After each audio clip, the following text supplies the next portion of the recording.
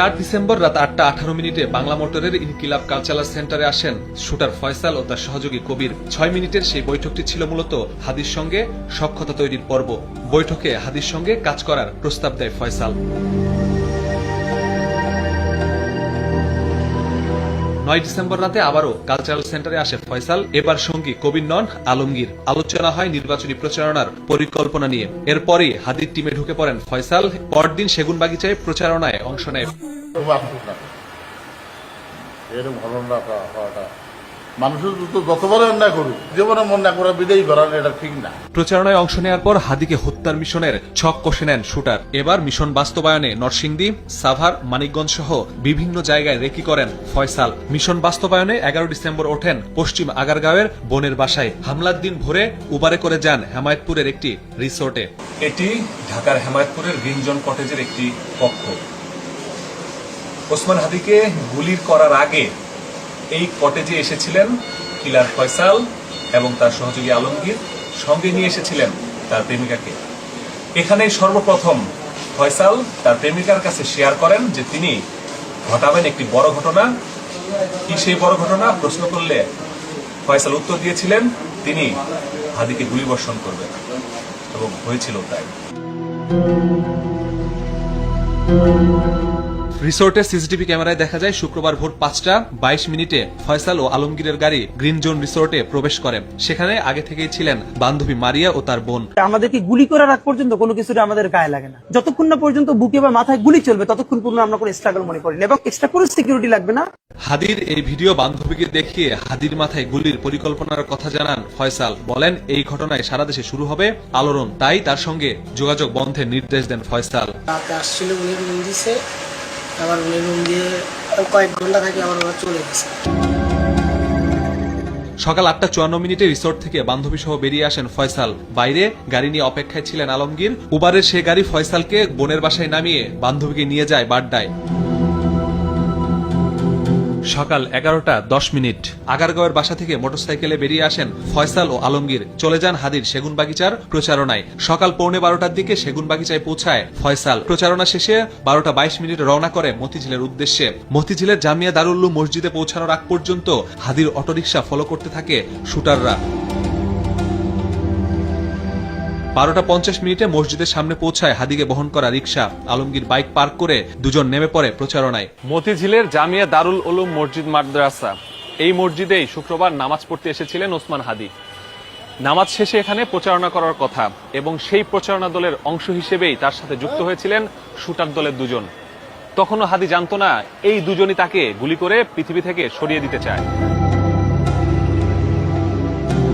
নামাজ শেষে মসজিদ থেকে বেরিয়ে প্রচারণায় নামে হাদি। 2:16 সেখান থেকে রওনা করেন হাদি। পেছন পেছন ছুটতে থাকে শুটাররাও। হাদি ভাইয়ের সাথেই ওরা ছিল, স্বাভাবিকভাবে ছিল ওরা আর কি, এদিক সেদিকে ঘুরছে ওরা এই গাড়িদের পাশেই দাঁড়ানো ছিল। আমরা এই পাশে আমিও আসছে দাঁড়াইছি ওদের সাথে। তা আমরা তো আর এটা বুঝি না যে ওরা যে গুলি করব। উল্টো পথে মতিঝিল ছাপলা চত্বর হয়ে দৈনিক বাংলা মোড়ে টার্ন নিয়ে ঢুকে পড়েন পল্টনের বক্স কালভার্ট সড়কে। 2.5 ঘন্টা ধরে ফাঁকা জায়গা খোঁজার পর 2:24 খুব কাছ থেকে দুটি গুলি করে ফয়সাল। সারা দেশে যখন আলোড়ন চলছে, শুটাররা তখন ব্যস্ত পালাতে। বিজয়নগর, কাকরাইল, শাহবাগ হয়ে ফার্মগেট সোজা চলে যান বোনের বাড়ি পশ্চিম আগারগাঁওয়ে। বিকেল 3টায় সেখানে পৌঁছান। শুরু হয় নাটকীয়তা। ঠিক এই সময়ে বাসা ভাড়া নিতে এসে কলিং বেল চাপতেই আইন শৃঙ্খলা বাহিনী আতঙ্কে অস্ত্রের ব্যাগ নিচে ফেলে দেয় ফয়সাল। পাশের বাসার ছাদে ফেলে দেয় ফোনও। গুলির খবর জেনে যায় পুরো পরিবার। অস্ত্র ও মোটরসাইকেল রেখে পালিয়ে যেতে চাইলে বেঁধে যায় বিপত্তি। পরে মা ও বাবা জড়িয়ে পড়ে আলামত নষ্ট করতে। বিকেল 3:19 বাইক চালক আলমগীরকে নিয়ে মোটরসাইকেলের আসল নম্বর প্লেট সহ বাসার পার্কিং এ আসে ফয়সালের বাবা। নকল নম্বর প্লেট বদল করে লাগানো হয় আসলটি। এরপর আলমগীর সহ সেই মোটর বাইক পাশের একটি বাসার গ্যারেজে রেখে চলে আসে। বাবা সরায় মোটর বাইক আর মাকে নিয়ে কিছুক্ষণ পর নিচে নামে ফয়সাল। এবার শুরু হয় নিচে ফেলে দেয়া ব্যাগের খোঁজ। মই দিয়ে ভাগ্নেকে 2 বিল্ডিং এর ফাঁকে নামিয়ে আনা হয় ব্যাগ। পাশের বাসার ছাদে ফেলে দেয়া সেই ফোন খুঁজতে এবার প্রথমে নিজে যেতে চাইলেও পরে ভাগ্নেকে পাঠায়। বাইকের নম্বর প্লেট লাগিয়ে এবার ছেলের পালানোর জন্য সিএনজি অটোরিকশা ভাড়া করে ফয়সালের বাবা। এই বাসাটিতেই ফয়সাল শুটের আগে এসেছেন এবং মিশন বাস্তবায়ন শেষেও এখানে এসেছেন, এবং এখান থেকেই তিনি লাপাত্তা হয়ে গিয়েছেন।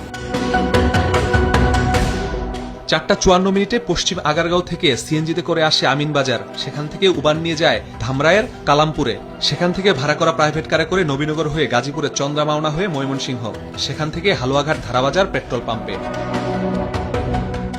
সময় টেলিভিশনের কাছে আসা সেই পাম্পের সিসিটিভি ফুটেজে দেখা যায় রাত 11:31 সেখানে পৌঁছান শুটারদের বহনকারী প্রাইভেট কার। মানব পাচারকারী ফিলিপ একটি মোটর বাইকে এসে তাদের রিসিভ করে। বাইকে তেল ভরা শেষে ফয়সাল ও আলমগীরকে উঠিয়ে নিয়ে চলে যায় সীমান্তে। এরপর সেখান থেকে ঢাকায় চলে আসে প্রাইভেট কার। পুলিশের কাছে গ্রেপ্তার হওয়া ফিলিপের 2 সহযোগীর বক্তব্য এসেছে সময় টিভির হাতে। সেখানে সে দাবি করে ভুটিয়াপাড়া সীমান্ত দিয়ে ভারতে গেছে শুটাররা। সময় টিভির হাতে এসেছে শুটার ফয়সালের ফোনের আইপি অ্যাড্রেস। সেখানে দেখা যায় ফয়সালের বুধবারের লোকেশন মহারাষ্ট্রে। সে ব্যবহার করছে ভারতের রিলায়েন্স সিম।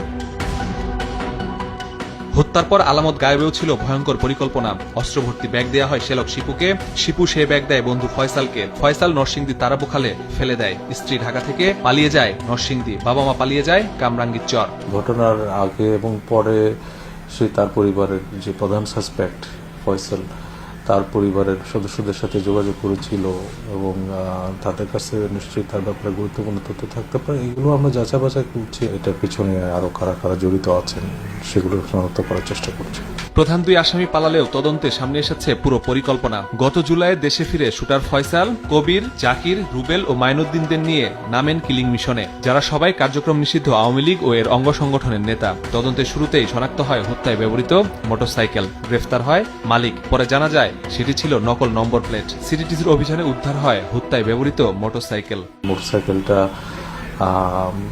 অল্প কিছুদিনের মধ্যে 8 জনের হাত বদল হয়ে শুভ নামক এক ব্যক্তির হাতে এসেছে এবং ঘটনার দিন কিভাবে তারা মোটরসাইকেলটা শুভর কাছ থেকে সংগ্রহ করেছে সেগুলো আমরা খতিয়ে দেখছি। হত্যায় সহায়তা ছিল শ্যালক শিপু, স্ত্রী সামিয়া ও বান্ধবী মারিয়ার। এজন্য গ্রেফতার করা হয় তাদের। কামরাঙ্গীরচর থেকে বাবা মাকেও গ্রেফতার করে। পরে তাদের তথ্যে তারাবর সেই বিল থেকে উদ্ধার করা হয় 2টি অস্ত্র। গ্রেফতার হয়েছে প্রাইভেট কার ভাড়া দেওয়া সেই চালক নুরুজ্জামানও। পরে অভিযান চালিয়ে ফয়সালের বোনের বাসার নিচ থেকে উদ্ধার করা হয়েছে হাদিকে গুলি করা 7.65 কলেবরের পিস্তলের গুলি ও ম্যাগজিন। উদ্ধার করা হয়েছে কয়েকশো কোটি টাকার চেক। এখন প্রশ্ন, এত টাকা দিয়ে কি শুধু হাদিকে নাকি